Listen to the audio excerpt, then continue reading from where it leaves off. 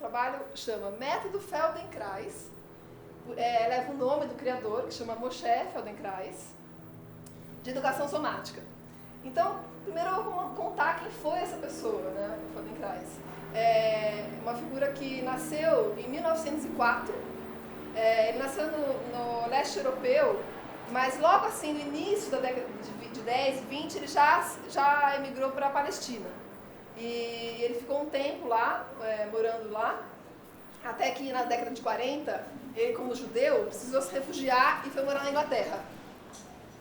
Ao morar na Inglaterra, ele, assim, dentro das atividades que ele fazia, ele era um engenheiro, um físico, um inventor, ele era um praticante, também professor de arte marcial. Ele foi uma das primeiras pessoas na Europa que se tornaram faixa preta em judô e abriu um espaço em Paris para aulas de jiu-jitsu, um clube. E nessa década de 40, que ele está chegando que ele ficou morando na Inglaterra, ele sofreu de uma lesão nos joelhos, também por conta de praticar muito futebol. E naquela época, o mundo não tinha a tecnologia, a medicina que nós temos hoje. Ele tinha lesionado seriamente os joelhos dele.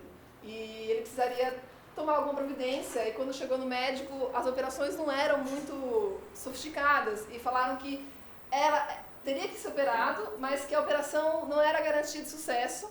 Que ele poderia, inclusive, de repente, não conseguir andar, ter uma dificuldade de locomoção muito séria. E aí ele, como um físico, cientista, um pesquisador, né, ele sempre foi um estudante do desenvolvimento humano, né, dessa ideia de como o ser humano nasce e se desenvolve na sua potência máxima para realizar o que tem que fazer, né, então ele sempre estudou, sempre se interessou por isso.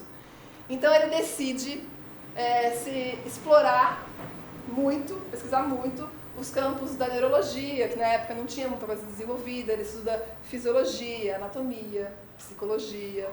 Então, ele fez um mergulho muito profundo nessa busca dessa solução para ele próprio, né? E aí, nessa década de 40, finalzinho da década de 40, ele publica o primeiro livro dele, que se chama Corpo e Comportamento Maduro.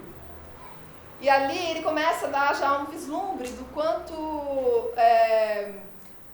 claro, uma cabeça de um cientista que praticava muito esporte, praticava luta, quer dizer, tinha uma coisa com um corpo muito forte, ele vai fazer uma relação, ele vai fazer um estudo muito fino de uma relação entre movimento e consciência.